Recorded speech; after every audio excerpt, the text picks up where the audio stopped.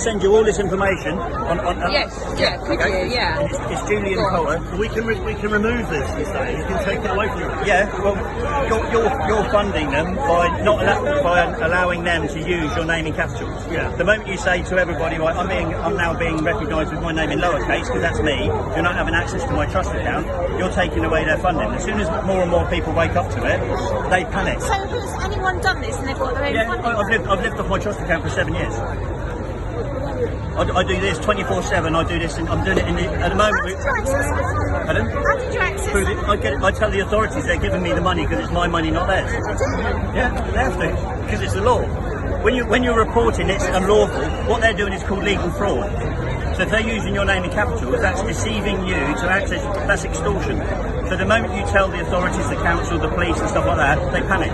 So I get people who are having their houses taken off of them, tell them not only have they got enough money to pay for the mortgage that they say they're not paying, but they've paid, and they're doing what's called the mortgage fraud.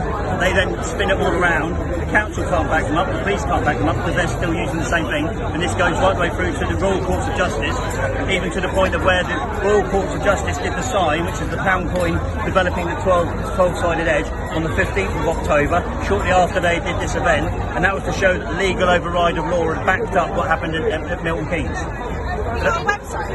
No, well, put it this way. No, even my neighbours who let me use their Wi-Fi, all my neighbours that are awake and they've all like cottoned on to this, my neighbours had their Wi-Fi fried for letting me borrow it. That's going back in 2016. Now it's... So how do we find it? Right, just like... It's, I haven't got email address, just go on Facebook, it's Julian... That's Facebook. Okay, it's Julian Coulter. If you go on PM, don't send me a friend request. Are you on Twitter? No, they won't let me have Twitter. I'm not. Are you on Telegram? It doesn't matter, as long as you've got somebody who can send it through, then I can send you the infographs and send you all the information. And the main thing is what you've got on there. The more you develop this information, not for me, so you're not believing my trust, and you go and get it. And if you've got a camera, yeah, hang on, I've got a camera. Okay. Take a picture of that. That's one of the conduits. That was also exposed here by someone who was working as an agent. That was what was called Gordon Bode, and he's died now. And then in reference to like all of the agents and their work, so if you have a look and go through, I can't say that one, but if you have a look all on this is what they did regarding logbooks. That's the driver, yeah. So 10 years to 2017 to 2007, they got everybody to send this document back, and they got everyone, so what I realise is everyone's handed over the paperwork that says you don't own your property back in 2007. They did it 10 years before. That's why everyone sent that one back to receive that one. This document is not proof of ownership. Oh yeah. I wondered about that more recently. Why? It's all for now. They're now doing the legal asset strip and stripping everybody back as well as doing the population. So in other words, there's no way for you or your family to prove. If you haven't got the receipt that you originally bought your car with, they can come and take it. You can't prove you've got your own vehicle. I did wonder about that. Yeah. And that's the key one, is the birth certificate name there, look. Name in lowercase. So what can you do? Have it changed to lowercase up here? No, leave that as it is, and you use it to your benefit. Oh, okay. And what you do is, if you receive any letters, you turn around and send it back and say, sorry, you're trying to access my trust account. If you would like to address me, you send letters to me in my name in lowercase.